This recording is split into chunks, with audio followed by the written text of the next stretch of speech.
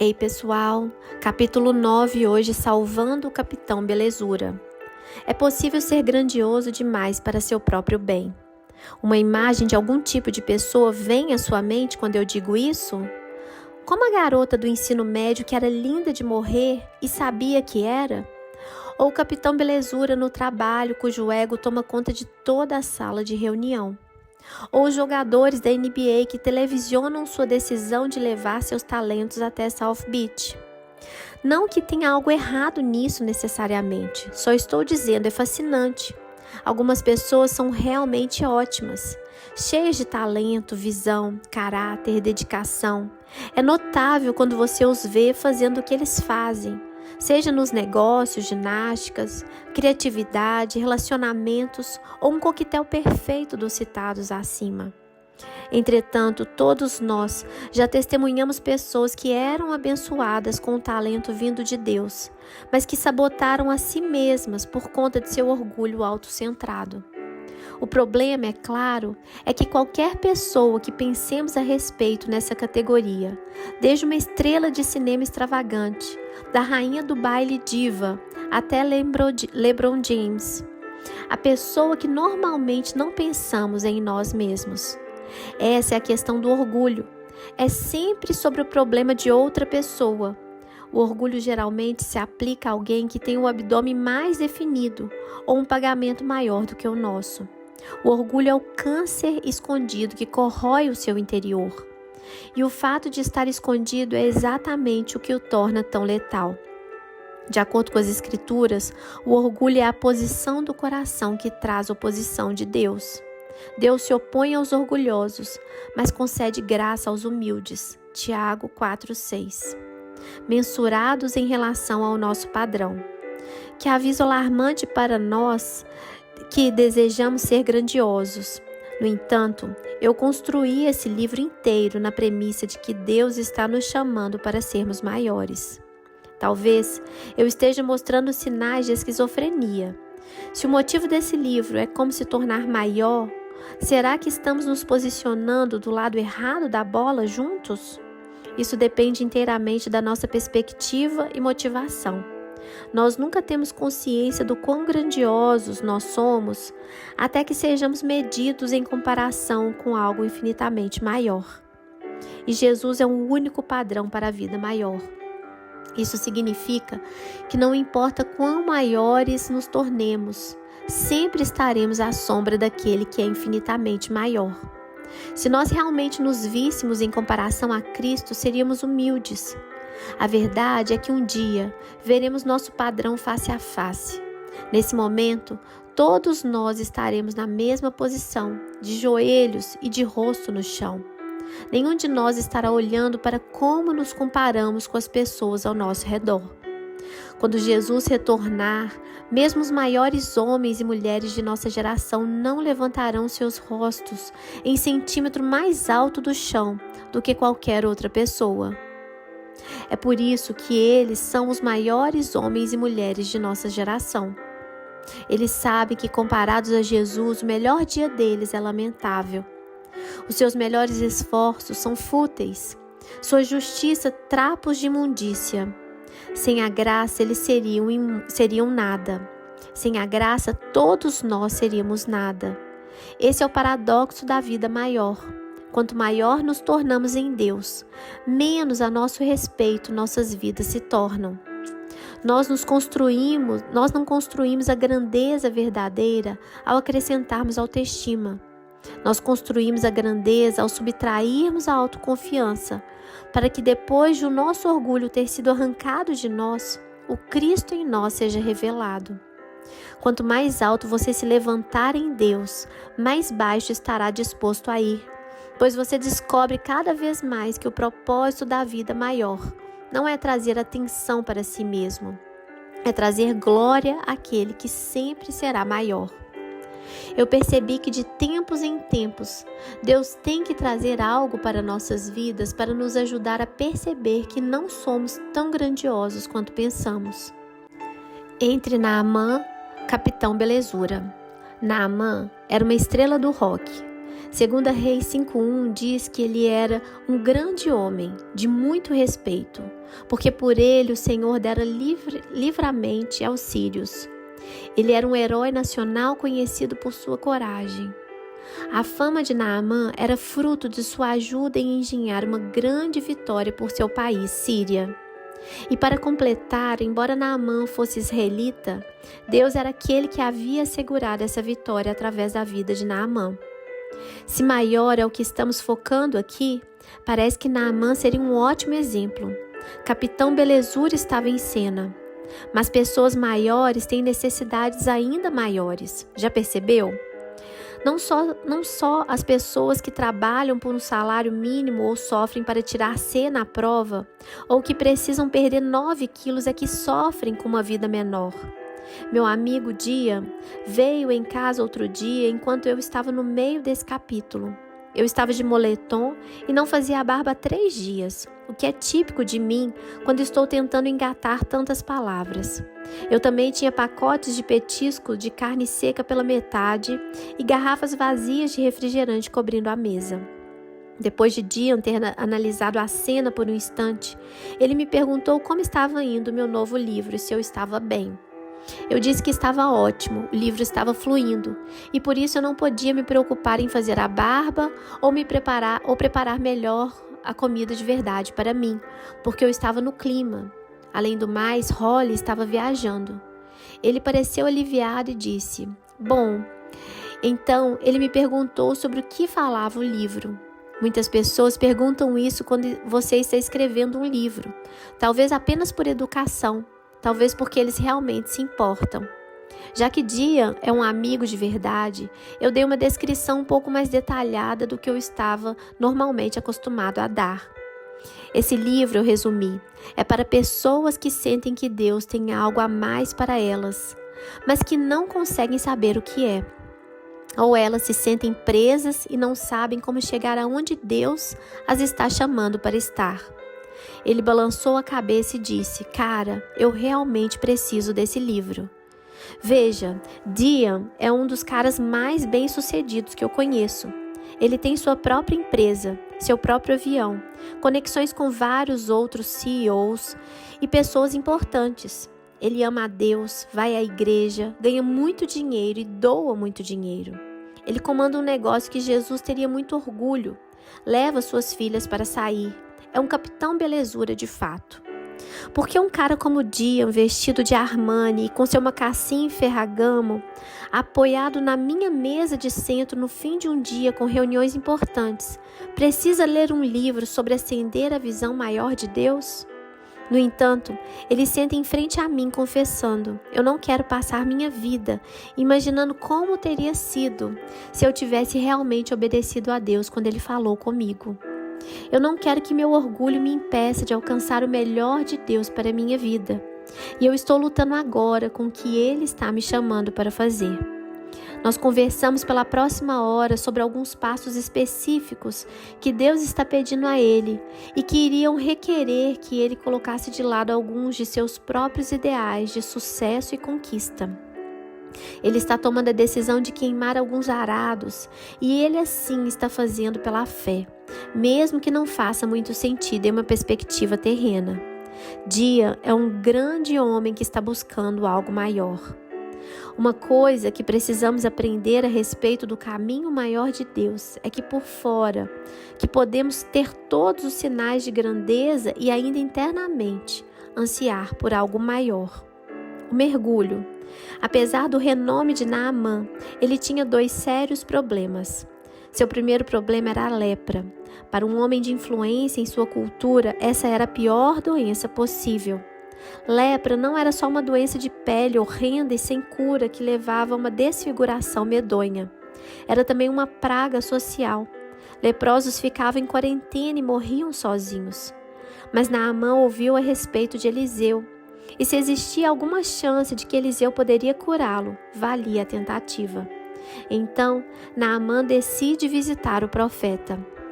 E é aqui onde começamos a ver o outro problema de Naamã, o maior deles. O orgulho está devorando o interior de Naamã, mais do que a lepra está roendo seu exterior. Nós tentamos um vislumbre disso quando vemos a forma como Naamã aparece na porta de Eliseu. Ele não está viajando leve. Ele chega com cavalos, carroças, servos, ouro, prata, 10 conjuntos de vestes e presentes para compensar Eliseu por seus serviços. Mas ele não vai até a casa do profeta com esses bens. Ele, à porta da casa de Eliseu, 2 Reis 5:9. Por que ele para à porta?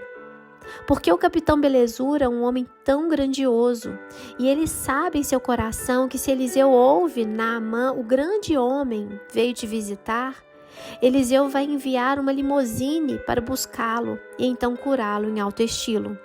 Mas Eliseu não joga esse jogo. Ao invés de satisfazer as expectativas de Naamã, Eliseu envia um mensageiro com essas simples instruções: vá e lave-se 7 vezes no Rio Jordão. Sua pele será restaurada e você será purificado. Versículo 10. Você imagina que essa seria a melhor notícia que Naamã já ouviu em sua vida inteira. Mas quando Naamã ouve o que ele precisa fazer para ser curado, ele surta em ira. Mergulhar no Jordão? Aquele imundo lamaçal que chamam de rio? Se mergulhar no rio é a cura, Naamã poderia ter escolhido qualquer rio na sua terra. Eles são muito mais puros do que as águas de Israel e, obviamente, mais apropriados para um homem de sua estatura. Aparentemente, Naamã é a última bolacha do pacote do Antigo Testamento. E ele fará tudo pela cura, mas ele não fará isso. Se você já caminhou com Deus por qualquer janela de tempo, você sabe que às vezes Ele nos pede para fazer aquela única coisa que nós absolutamente não queremos fazer.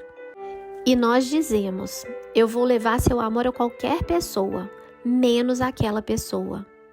Eu estou disposto a perdoar qualquer coisa, menos essa ofensa. Estou disposto a ir para qualquer lugar, menos aquele lugar. Por que Deus tão frequentemente nos pede para fazer aquela coisa que pensamos estar abaixo de nós? Não é uma punição de Deus, é o amor de Deus. Pois a chave para andar em liberdade frequentemente está conectada à obediência em áreas de nossas vidas, onde estamos presos em padrões de resistência do Espírito de Deus. Até que Deus nos peça para fazer algo humilhante, nós não reconhecemos nosso orgulho. Naamã talvez não soubesse o quanto ele acreditava em sua própria RP, relação pessoal. O LeBron James da Síria, até que ele ouviu as instruções de Eliseu. E agora esse grandioso homem está prestes a perder o milagre. Naamã se tornou grandioso demais para seu próprio bem. Se não tivéssemos notado ainda, não vemos essa questão exposta por um dos seus servos enquanto ele sai batendo o pé. Se o profeta te disser alguma coisa grandiosa demais, porventura não a farias? Quanto mais dizendo-te ele, lava-te e ficará purificado. Versículo 13. Lá está nossa palavra quase impossível de não se ver. Se o profeta te disser alguma coisa grande demais, banhar-se nas águas poluídas do Jordão não se encaixava na definição de Naamã sobre grandeza. Se estivermos dispostos em fazer somente as coisas que consideramos como somatórias à nossa grandeza, este é um sinal certo de que não achamos o caminho maior ainda. Sonhos de doces dançantes. Chega um tempo na vida de todo seguidor de Jesus quando Deus nos pede para fazer algo que dá um golpe fatal no nosso orgulho. Eu sei, já queimamos nosso arado, e isso é notícia antiga. Estou falando de algo diferente do afastamento decisivo de nossas antigas vidas. Trata-se dos bons momentos em que Deus revela que até mesmo o bom é inútil sem Ele. Momentos e atos em que reconhecemos que sem Ele, tudo que nós podemos fazer é nada. E nada disso é para nos envergonhar nem humilhar, mas para nos tornar profundamente, desesperadamente dependentes de Deus, como nossa única fonte. Quando começamos a Elevation Church, Deus me chamou para entrar em um jejum de 40 dias, como uma forma de me humilhar em preparação para a obra que Ele queria fazer através da nossa igreja. Na época, foi a coisa mais difícil que eu tentei fazer. Talvez soe estranho para você eu estar mencionando uma história sobre jejum em um capítulo sobre orgulho, como se fosse o cúmulo do sarcasmo, das tiradas de humildade, como se eu estivesse tentando forçar um exemplo de como eu sou santo. Mas essa é uma interpretação errônea comum sobre o jejum, de que é uma atividade para pessoas especialmente santificadas. A verdade é que Deus nos dá práticas como o jejum pelo mesmo motivo que Ele deu a Naamã, um vale-spa chamado Rio Jordão. Porque todos nós temos orgulho como Naamã, e todos nós precisamos dar passos decisivos de obediência para que Deus possa nos tornar humildes. Por isso, o que Davi fala em Salmos, humilhei-me com jejum. Salmo 35, versículo 13. Talvez você jejue por 40 dias, 4 vezes ao ano.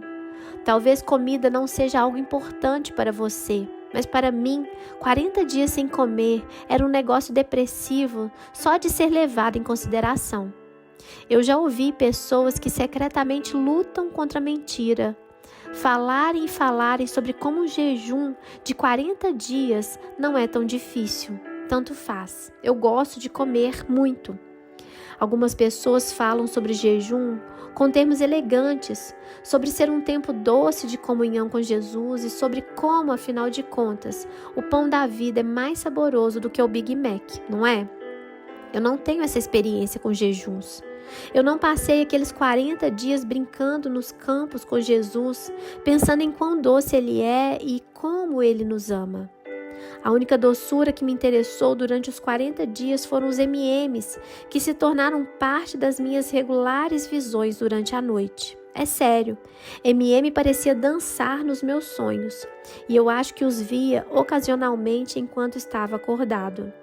Eu estava tão desorientado durante o jejum que às vezes eu acordava de manhã sem realmente saber se eu tinha comido M&Ms ou se foi somente parte de uma grande desilusão. Eu olhava a lixeira do quarto procurando por embalagens e respirava aliviado quando não encontrava nada. Eu também descobri que você passa a desejar comer coisas enquanto está jejuando, alimentos que normalmente não iria querer. Por exemplo, eu odeio cebolas. Eu via cebolas durante meu jejum e começava a fantasiar. Eu gostaria de um banho de cebolas ou bolinhos de arroz. Quando você está jejuando, você sonha com bolinhos de arroz. Você mataria alguém por um bolinho de arroz. Provavelmente, eu esteja me estabelecendo como o pior guia para jejum. Estou apenas tentando ser honesto sobre quão difícil pode ser querer se lavar no Jordão, mesmo quando você está no meio do processo. Mas agora, eu vejo por que Deus me levou a esse jejum de 40 dias. Ele queria me libertar de algumas das minhas tendências iguais às de Naamã. Quando jovem, eu pregava e liderava louvor em diferentes ambientes. E embora a maioria dos ambientes fossem ordinários de prestígio mundano, aqueles que pregam e ensinam dentro da igreja são confiados de honra e autoridade. Agora eu estava começando minha própria igreja e eu senti que Deus queria me dar uma plataforma mais significativa do que qualquer outra que vivenciei antes. Não para fazer meu nome, mas para edificar seu reino. Eu entendi que antes que Deus pudesse confiar em mim para falar para muitas vidas, Ele primeiro precisava me mostrar quão fraco e dependente dele eu realmente era. Um jejum demorado me mostrou a verdade sobre quem eu sou, um animal ordinário que mal pode controlar seu humor ou seus pensamentos, sem o alimento que Deus provê, muito menos cumprir qualquer coisa realmente maior no ministério, estando separado de Cristo. Talvez você esteja considerando pedir seu dinheiro de volta, embora você já tenha lido metade do livro, pois espera um minuto. Ninguém me disse que esse livro era sobre jejum. Não é. É um livro sobre trocar nossa falha fundamentação de grandeza por uma fundamentação maior, o próprio poder de Deus. Só você sabe quais instruções específicas Deus deu a você. O fato é que nós precisamos aprender a reconhecer quando Deus está nos chamando a nos humilharmos, para que Ele possa se tornar maior através de nós. Se não pudermos reconhecer e aproveitar esses momentos, então nossa falsa grandeza vai nos privar disso. O que é o Rio Jordão em sua vida? Qual é a coisa que você diria: eu faria qualquer coisa que Deus me pedisse para fazer, contanto que não seja isso? Seria aquela pessoa que você diz que nunca perdoaria? Seria uma conquista humana que você precisa deixar de lado para perseguir algo que Deus valoriza muito mais? Seria aquela conversa potencialmente embaraçosa que você precisa ter? Seria um pecado escondido que você precisa confessar? Aquele que é maior do que Eliseu quer ter uma palavrinha com você imediatamente. Seu mensageiro, o Espírito Santo, pode mostrar precisamente a área onde você precisa mergulhar. E toda vez que você emergir dessas águas, você estará pronto para ser usado por Deus de uma forma ainda maior do que antes. Não é a respeito de Jesus. Caso você pense que estou extrapolando muito uma historinha sobre um grande homem do Antigo Testamento, deixe-me compartilhar uma compreensão que tive sobre a vida do maior de todos os homens da história, Jesus. Isso revolucionou minha ideia do que é uma vida maior. Pense nisso como um antídoto para Naamã. Se Naamã é o exemplo absoluto de como uma vida maior não é, Jesus é o exemplo absoluto de como uma vida maior é. Se Jesus é o autor e consumador da nossa fé, Hebreus 12:2, então Ele é a melhor pessoa para nos levar mais alto na vida que Ele criou e salvou para nós. Quanto mais eu estudo o ministério terreno de Jesus Cristo, mais eu fico chocado por uma ironia que marcou suas atitudes a respeito de sua vida. Se Jesus tivesse publicado um slogan para sua campanha, eu acho que teria sido algo do tipo: não é a respeito de Jesus. Eu estou ciente de que alguns segundos após a leitura dessa frase, você pode considerar organizar uma multidão para vir até minha casa. Estamos acostumados a ouvir as pessoas falando de novo e de novo que é tudo a respeito de Jesus. Dizer qualquer coisa contrária a isso é herético. Mas antes de você contatar Terry Jones para iniciar protestos e queimar cópias desse livro, considere o que o Novo Testamento diz a respeito da própria postura de Jesus quando ele veio a esse mundo. Jesus, que embora sendo Deus, não considerou que o ser igual a Deus era algo a que devia pegar-se, mas esvaziou-se a si mesmo, vindo a ser servo, tornando-se semelhante aos homens. Filipenses 2, 6 e 7. Ou considere sua mentalidade de ação enquanto ele viveu no mundo. Como filho do homem, ele não veio para ser servido, mas para servir e dar a sua vida em resgate por muitos. Mateus 20, 28. Talvez ainda mais chocante, observe a atitude que Jesus expressou sobre seu futuro papel quando o mundo acabar e nós estivermos em sua glória celestial. Felizes os servos cujo Senhor os encontrar vigiando quando voltar. Eu afirmo que ele se vestirá para servir, fará que se reclinem à mesa e virá servi-los. Lucas 12, 37. Quando você lê o Novo Testamento, está claro que Jesus é o doador mor de vida, salvação, alegria e tudo mais que for digno de possuir. Deixe-me dizer de maneira clara e definitiva, tudo é para a glória de Jesus. Se você estudar o livro de Apocalipse, você verá que todos ficam ao redor do trono onde ele está sentado. Toda glória é para ele, toda honra é para ele. Errar ou minimizar isso é errar o alvo da vida. Mas enquanto ele caminhou na terra, como Jesus demonstrou suas riquezas de sua glória eterna? Rebaixando-se. Ele fez isso ao escolher a forma que o fazia parecer nada aos olhos das pessoas, enquanto reconciliava todas as coisas a si mesmo, com uma toalha de servo em sua cintura. O que nos faz pensar, se não era a respeito de Jesus, então definitivamente não é a seu respeito, ou a meu respeito, ou a de ninguém. Não se trata dos nossos desejos egoístas, nossa glória, nosso conforto, nosso prazer, nossa grandeza ou qualquer outra coisa. Jesus tinha todo o direito de fazer tudo relacionado a si mesmo, mas ele deixou de lado o que era essencial em troca daquilo que era verdadeiramente maior, a glória do seu Pai. Como então podemos nós, que não temos nem o mesmo direito, fazer diferente? O motivo pelo qual Naamã, um homem bom, honesto e corajoso, quase perdeu seu milagre é porque ele pensou que era a seu respeito. Pensar que as coisas são a nosso respeito é nossa criptonita para a vida maior. Nas palavras daquele que tudo era e não era a seu respeito, pois quem quiser salvar a sua vida a perderá, mas quem perder a sua vida por minha causa e pelo Evangelho a salvará. Marcos 8,35.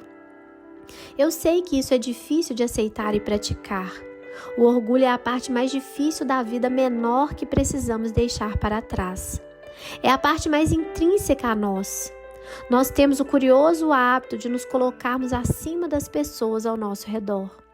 Mas considere isso, um pouco depois daquela passagem em Filipenses, referenciada na página anterior, o apóstolo Paulo ensinou que por Jesus ter se humilhado, Deus o exaltou e deu a ele o nome que está acima de todo nome.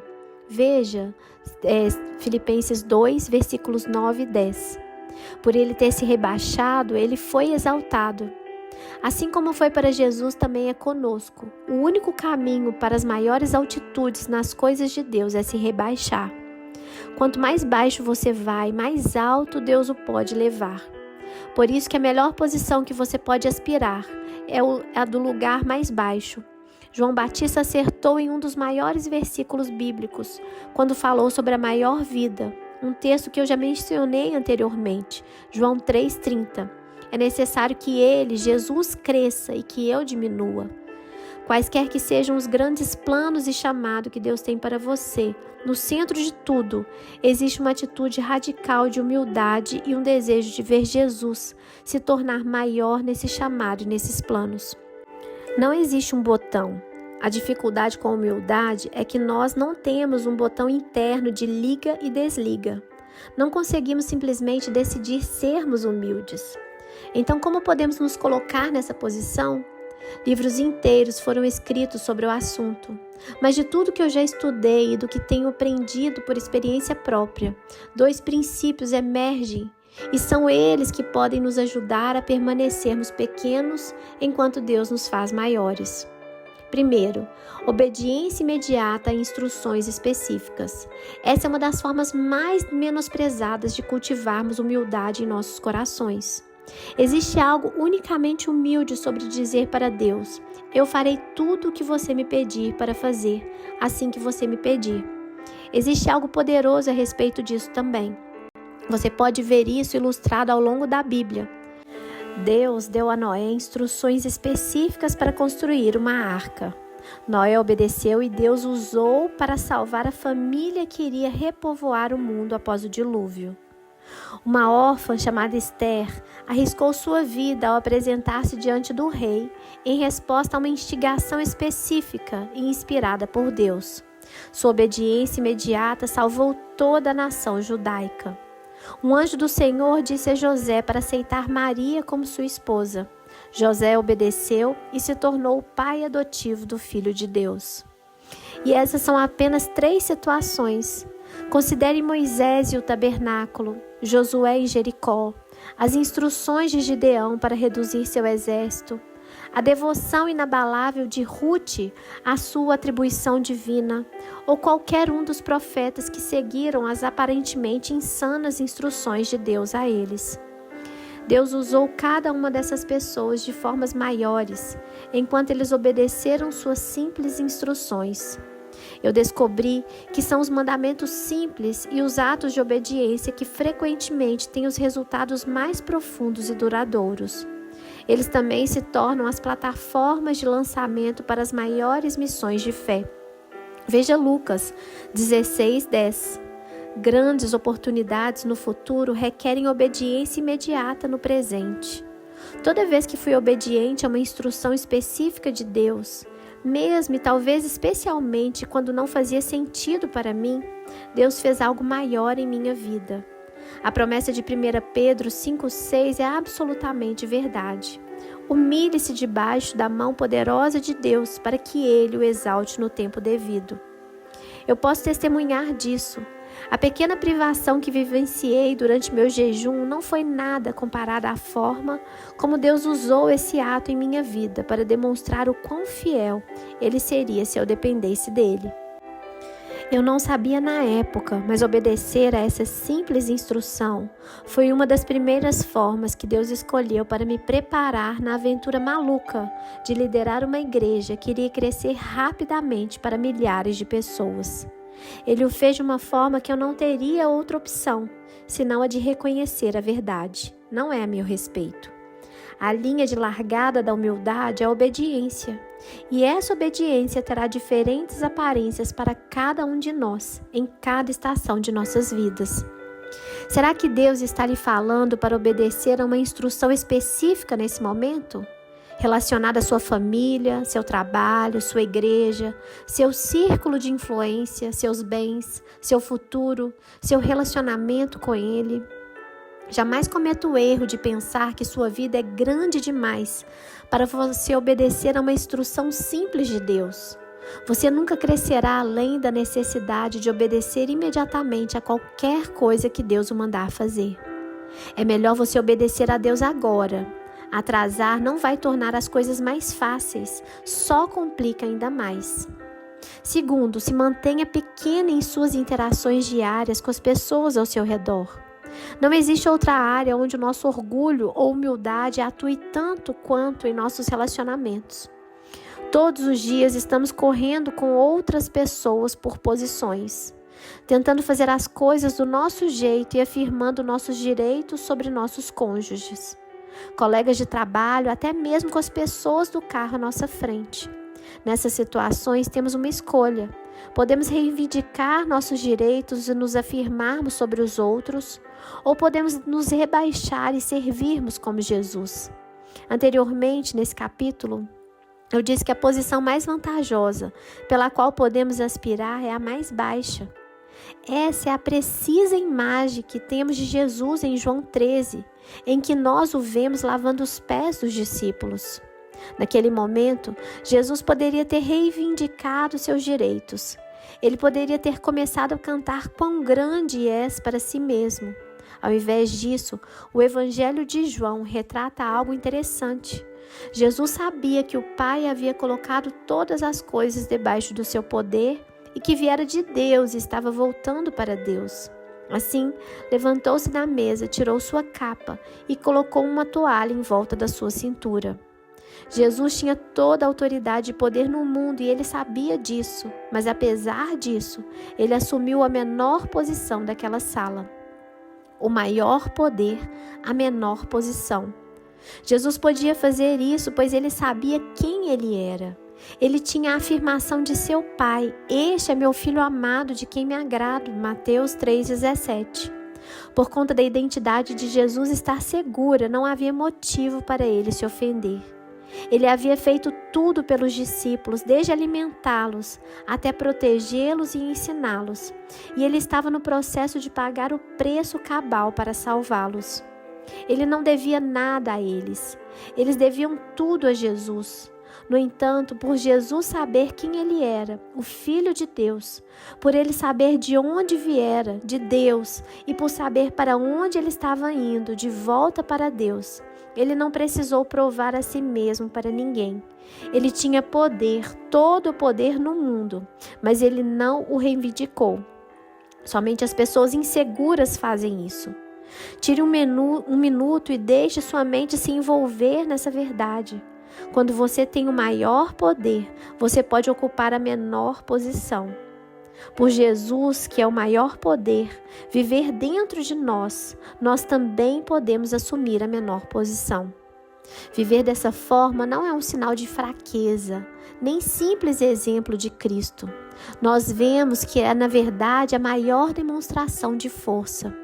A única forma de caminharmos nesse tipo de força é estando absolutamente confiantes em nossa identidade em Cristo. O momento que paramos de ter certas posturas e abrimos mão dos nossos direitos, estamos melhor posicionados para Deus nos usar poderosamente. Estamos prontos para buscar a menor posição, sabendo que é Deus e somente Deus que tem o poder para exaltar. Quando Naamã finalmente se rebaixa no Jordão, não é só um mergulho físico, ele está se abaixando em obediência à palavra de Deus declarada pelos lábios de Eliseu. E aqui está um detalhe fascinante. Quando Naamã se levanta das águas do Jordão, sua pele tornou-se como a de uma criança, 2 Reis 5,14.